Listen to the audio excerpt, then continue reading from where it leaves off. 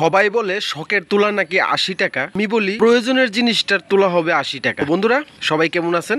আজকে আমার খামার বাড়িতে আমি একটি ওই যে বৈশা রেস্ট নেওয়ার জন্য একটা চেয়ার বানাবো আর কি, টেবিল যেটাকে বলেন, অথবা আমার বাসায় যদি আমি বলি যে রেস্ট হাউস ওইটাও বলতে পারেন। কারণ আমার বাড়িতে আমাদের গ্রামে কারেন্ট থাকে না সচরাচর, তো গরমটা খুব অসহ্য লাগে খামার বাড়িতে। তো তার জন্য গাছের নিচে আমার এখানে একটা লিচু গাছ আছে, একটা আম গাছ আছে, আর একটা অর্জুন গাছ আছে। তো এটার নিচে আমি এই টেবিলটা বানাইতেছি। তো আমি এই টেবিলটার নাম দিছি লিচু তোলা রেস্ট হাউস। তো বিষয় হইতেছে যে তো বানাইতে গিয়ে যে এত পরিশ্রম হবে এটা আমি কখনো ভাবি নাই। আমার প্রায় 4 দিন লেগে গেছে। আমার পোশাকে বুঝতে পারতেছেন যে 4 দিনে 4টা পোশাক। তো একদিন আমার ছোট ভাই বলতেছে আপনি কি করতেছেন, পরে দাঁড়ায় দেখতেছে। আমি তো চিন্তা করলাম যে এটা বানাই আর আপনাদেরকে একটু ভিডিওটা দেই। আর অনেকদিন যাবত ব্লগ ভিডিও দেওয়া হয় না, তো তার জন্য এটা দেওয়া আর কি। তো বন্ধুরা আশা করি আপনাদের ভালো লাগবে।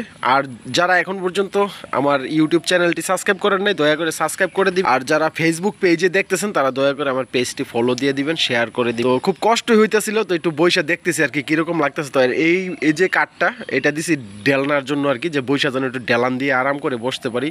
মূলত এটা হচ্ছে এখানে বসে বসে ভিডিও এডিট করলাম আর হচ্ছে মোবাইল টিপলাম, এটা আর কি কারেন্ট যাওয়ার পরে আর কি। যেহেতু খামারের কাজ মাঝে মাঝে একটু অফ থাকে, রেস্টের তো সময় থাকে, তো ওই টাইমটার মধ্যে এখানে বসবো আর কি।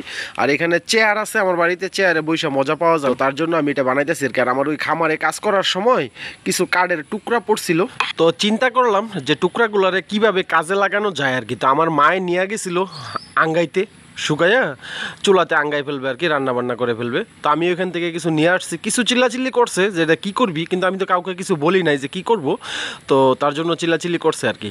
তো এখন দেখো কত সুন্দর হয়েছে আমার টেবিলটা, যে এখন ইচ্ছা করলে শুয়ে থাকতেও পারবো। আর গ্রামে তো যেই রোদ, আমাদের কুমিল্লাতে প্রচুর রোদ আর প্রচুর গরম, গাছের সেওয়ার নিচে ভালোই ঘুমটা আসবে আর কি দুপুরবেলা, অলস দুপুরবেলা আর কি। তো ভালোই লাগতেছে আরামে।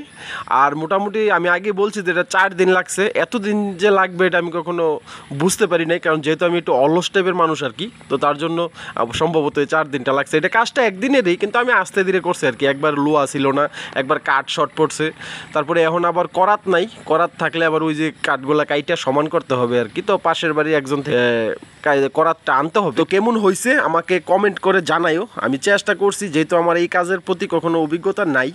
আর গ্রামে আসার পরে একটা জিনিস মানছি যে ওই যে কোনো কাজের অভিজ্ঞতা না থাকুক তোমার করতেই হবে। তো এই যে করাত দিয়ে কাইটা তোমার এই ফিনিশিংটা করে দিলাম আর কি। তো ভালোই লাগতেছে এখন। তো এখন একটা পাতলা কাপড় ফালাইয়া এখানে দুপুরবেলা শুয়ে থাকাও যাবে।